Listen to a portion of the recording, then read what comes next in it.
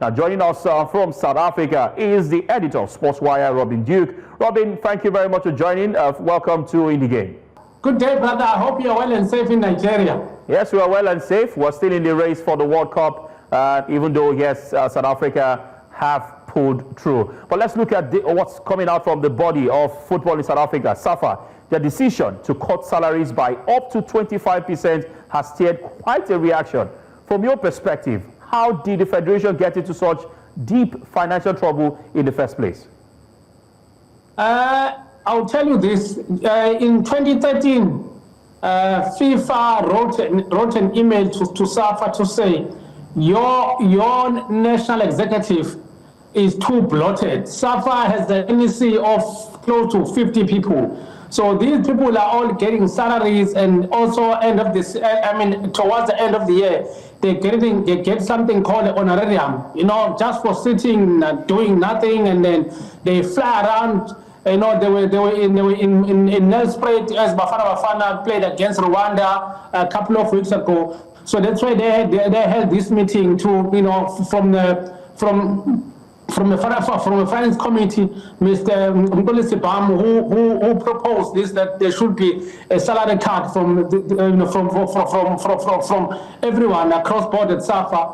The issue is, it's just that the National Executive Committee is too bloated. As I said to you, FIFA wrote in 2013 that they must cut the number of the executive that they have. And they haven't addressed that. That's why we find ourselves right now. And then also the main issue is that with the South African Football Association, that SuperSport have a right to SuperSport. The PSL, the Premier Soccer League, they have a right with SuperSport. They are getting a lot of money from SuperSport. And also Rugby in South Africa is getting a lot of money with SuperSport. They are partners, actually. And also Cricket South Africa, they're also getting a lot of money from SuperSport as part of the partners. But when it comes to football, SAFA in particular, they are not getting anything, because the reason being is that SAFA is not sorting out his affairs. We're talking about our football association, the head, Mr. Denio Dan, right now is in court facing matters of corruption. Now you ask yourself,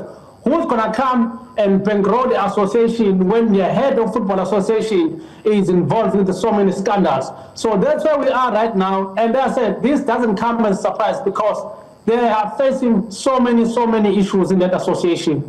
All right, Robin, you've really touched on quite a number of issues that have brought South Africa to this point. I mean, who would want to associate with a president that allegedly we hear is involved in corruption? But let's look at this now. I mean, Coach Hugo Broos, one man who has delivered South Africa a World Cup ticket since 2010 South Africa hosted the World Cup.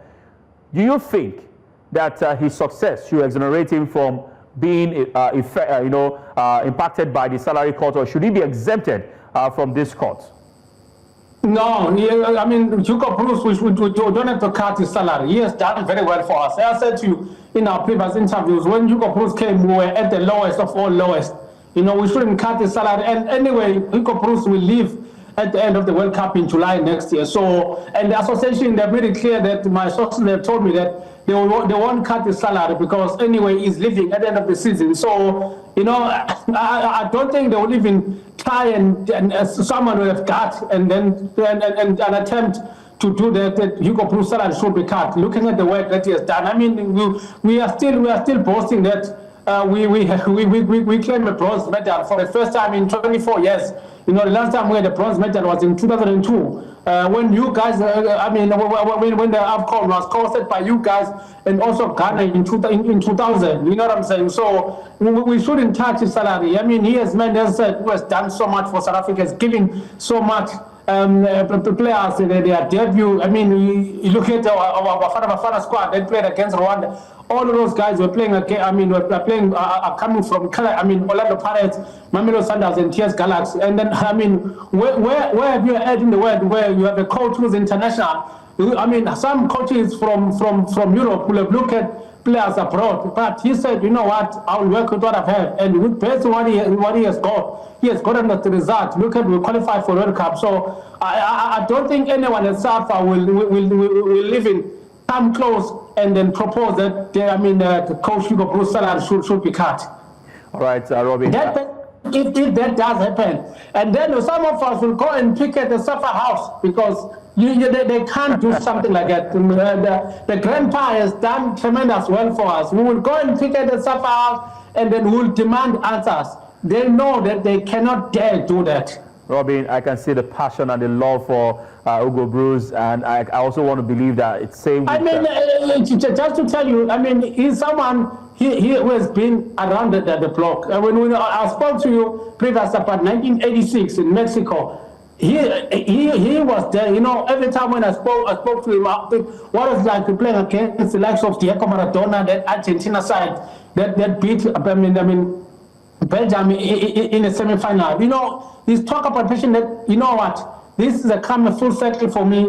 I've qualified for Bafana Bafana, and the World Cup will be hosted in Mexico and America, USA, and also Canada. And then after that, it will be all over for me. At the time when he played for Belgium in 1986, he was already in his twilight of his career. And then look at him now; he'll become the oldest coach to be in charge of the national team in the World Cup next year. So we also at the twilight of his career. Okay. You know what I'm saying? So we cannot play with that. Someone who has done so much. For me, it would be inhuman if we touch his salary and then we decide to cut it. All right, 73-year-old Hugo Broos, one man who won the AFCON with Cameroon, and now he has also qualified South Africa to the World Cup. Finally, before I let you go, if SAFA is to recover from the financial issues surrounding its association, what practical steps can the body take? Should it be a case of the president has to go? Should it be a case of aside salary cuts? You talk about the issue of the president. Let me tell you now a breaking news story for you. Daniel Dan will run for SAFA president next year. The electoral congress will take place sometime next year. And Daniel Dan, I can tell you now, because of the region that continue to vote for him, he will run for presidential election next year. I don't know what will happen. If things continue like this, as I said, for me, it has to roll from some members, of course, including him, because you know what. He did so much for the country, and also the president of the association. We are experiencing some of the best results when you look out on the field. You look at Sanders reaching the Champions League final last year, bronze medal, qualified for the World Cup. The under-20 won the Junior AFCON early this year. They qualified for the World Cup. They lost in a round of 16 to Colombia. We talk about under-17 now. They're going to the World Cup. By the way, you guys, I've won it 5 times, and I was checking today that Victor Osimhen is the all-time goal scorer in the under-17 World Cup. Congratulations to that. But my point is that we cannot continue like this. Something has to give. We can't. As I said, football right now, when you talk about SAFA, everyone don't care what is happening there, because every weekend you open up newspapers, something written bad about SAFA, something written bad about the president of SAFA. But they all step on. They don't know to step aside. It's time for them to step aside. There's a new regime, like you saw when it comes to CAF. Isaiah told me, so rest in peace. He was the president of CAF for I think since 1986. And then he stepped away. We had Ahmad, who, we had these own issues. Look at it now. Patrice Motsepe came in. The results have been tenfold. When you look at the money that Patrice Motsepe was able to bankroll to CAF. We need new heads. We need people, a fresh blood to come and rescue our football association right now. All right, Robin. I wish that this can be resolved, in a way that it benefits both the participants and, of course, the administrators, whatever it is. But I must say thank you very much for joining. It was really an exciting time talking to you on the show about issues surrounding SAFA, that's of course South Africa Board of Football. Thank you very much for joining.